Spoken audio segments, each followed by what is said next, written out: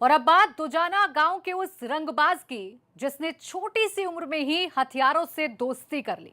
Jail के अंदर रहकर जिसने अपने गांव के सियासी मोहरों को ऐसी पटखनी दी कि सब देखते ही रह गए।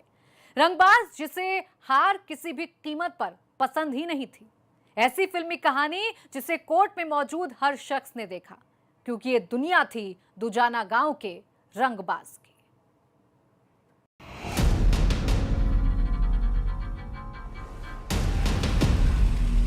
हत्या, लूट, अपहरण और रंगदारी सारे मामले दर्ज है।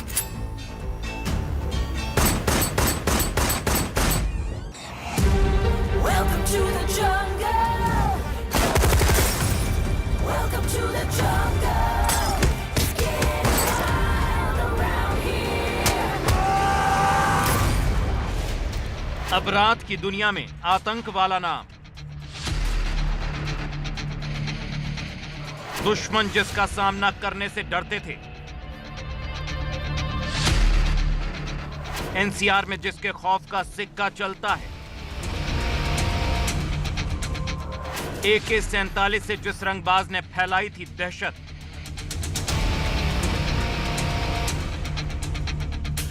जिसने जेल के अंदर से लड़ा था पंचायत चुनाव,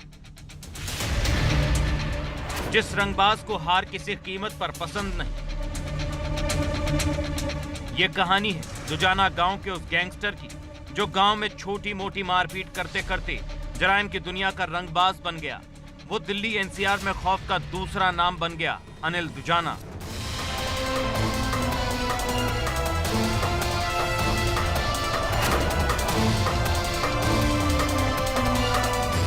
एक दिन दुजाना गांव में हुए झगड़े में चली गोलियों ने एक ऐसे सीने को चीर दिया जिसने अनिल नागर के कलेजे के टुकड़े टुकड़े कर दिए, और फिर वो अनिल नागर से बन बैठा अनिल दुजाना द गैंगस्टर।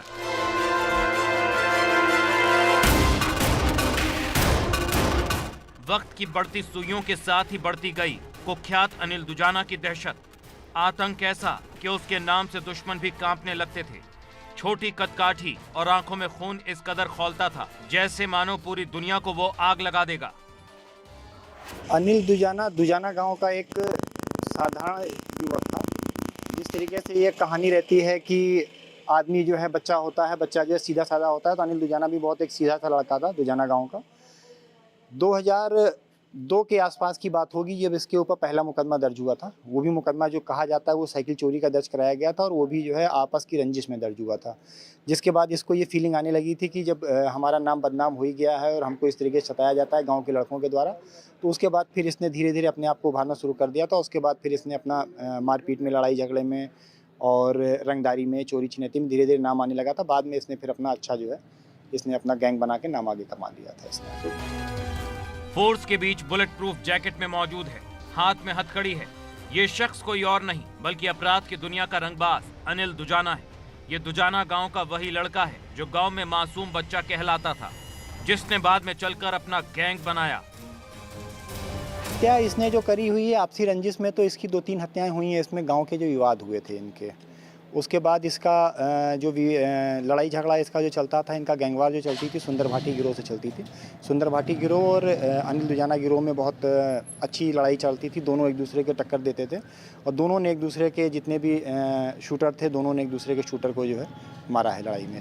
इसने किस गैंग के लिए काम किया है इसने? दुजाना ने कोई अपना खुद का ही गैंग बनाया था। दुजाना ने किसी का गैंग के लिए काम नहीं किया था। बाद में हाँ ये था कि रणदीप भाटी ने के साथ ये मिल गया था, और रणदीप भाटी के साथ मिलने के बाद इन लोगों की स्थिति और मजबूत हो गई थी।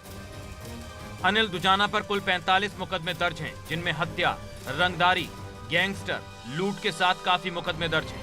अगर बात करें तो अनिल दुजाना पर पहला मुकदमा 2002 में दर्ज हुआ था। कहा जाता है कि यह मुकदमा रंजिशन लिखवाया गया था, और इसी मुकदमे के बाद से ही अनिल नागर से अनिल दुजाना बना।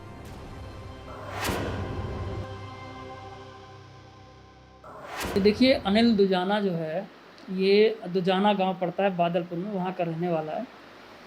और इसका काफ़ी पुराना जो है वो क्रिमिनल हिस्ट्री है। इसके ऊपर जो है वो काफ़ी मुकदमे हैं, मतलब डबल डिजिट में मुकदमे हैं इसके ऊपर।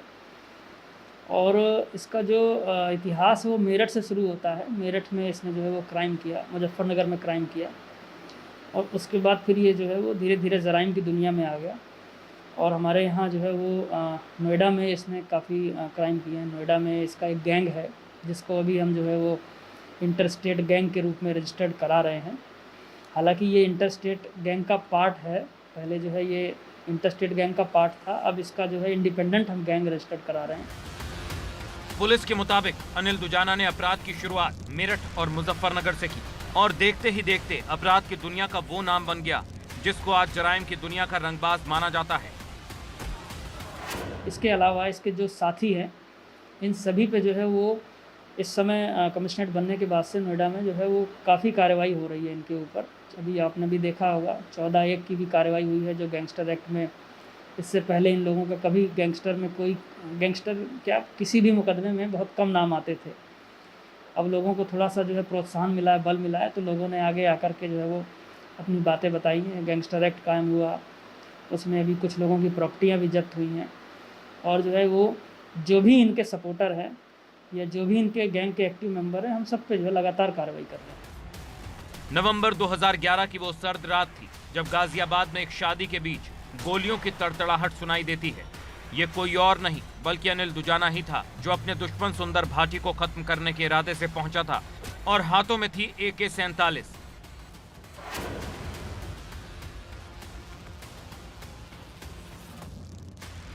गाजियाबाद कांड के बाद से पुलिस इसकी तलाश में लगी रही और 1 साल बाद यानी 2012 में इसे गिरफ्तार कर पाई, जिसके बाद से ये जेल में है। यहाँ से ये पंचायत चुनाव लड़ा और जीता भी। वो जीत इतनी बड़ी थी कि सामने वालों की जमानत जब्त हो गई। आपको जानकर हैरानी होगी कि अनिल दुजाना ने दूसरों के कहने पर भी कई हत्याओं को अंजाम दिया। भाई की हत्या का बदला लेने के लिए अपराध की दुनिया में उतरा और रणदीप भाटी गैंग के साथ हाथ मिलाया। गैंग वॉर का अनिल दुजाना ने भरपूर फायदा उठाया। रंगदारी, अवैध कब्जे, ट्रांसपोर्ट, कब्जा मुक्त कराने समेत लूट और हत्या जैसे अपराधों को अनिल ने अंजाम दिया। अनिल दुजाना लगातार हत्याओं की घटनाओं को अंजाम देकर अपराध की दुनिया में जिले का सबसे बड़ा नाम बनकर सुंदर भाटी गिरोह पर भारी पड़ गया। इसके गिरोह में नए और युवा लड़के थे। अनिल नागर उर्फ अनिल दुजाना अपराध की दुनिया का वो नाम जिसके खौफ का आतंक नोएडा, ग्रेटर नोएडा ही नहीं बल्कि पूरे NCR में व्याप्त है। पुलिस अधिकारियों की माने तो अनिल दुजाना ने मेरठ और मुजफ्फरनगर से ही अपने अपराध की शुरुआत की थी और 2002 में अनिल दुजाना पर पहली FIR दर्ज हुई थी। बताया जाता है कि ये FIR गांव में रंजिश के चलते उसके ऊपर साइकिल चोरी की दर्ज कराई थी और जिसके बाद अनिल दुजाना ने जराइम की दुनिया में कदम रखा और एक के बाद एक वारदातों को अंजाम देता चला गया। 2011 में रणदीप भाटी गैंग से अनिल दुजाना ने हाथ मिलाया और नवंबर 2011 में गाजियाबाद में एक शादी समारोह में कुख्यात अपराधी सुंदर भाटी गैंग और सुंदर भाटी पर जानलेवा हमला किया। बताया जाता है कि इस हमले में अनिल दुजाना ने AK-47 से ताबड़तोड़ गोलियां दागी थी, लेकिन इस गोलीबारी में सुंदर भाटी तो बच गया लेकिन उसके कई गुर्गे मौत के घाट उतर गए, जिसके बाद से ही पुलिस अनिल दुजाना के पीछे पड़ी हुई थी और 2012 में अनिल दुजाना को गिरफ्तार कर लिया गया। जनवरी 2012 में अनिल दुजाना को गिरफ्तार कर लिया गया, जिसके बाद से कहा जाता है कि जेल के अंदर से ही वो अपने जुर्म के सिक्के को चलाता है। और जेल में बैठे बैठे अनिल दुजाना ने 2016 में जिला पंचायत का चुनाव लड़ा और भारी मतों से जीत हासिल की। बताया जा रहा है कि अनिल दुजाना ने पेशी के दौरान अपनी प्रेमिका से 2019 में शादी भी की थी और आज अनिल दुजाना पर 45 से ज़्यादा आपराधिक मामले दर्ज हैं और जेल में बंद होने के बावजूद भी अनिल दुजाना का खौफ पूरे NCR में आज भी कायम है।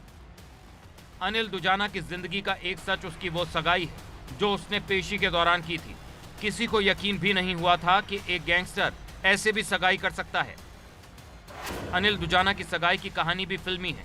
उसने 2019 में सूरजपुर जिला न्यायालय में पेशी के दौरान बागपत की रहने वाली लड़की से अंगूठी पहनाकर सगाई की थी।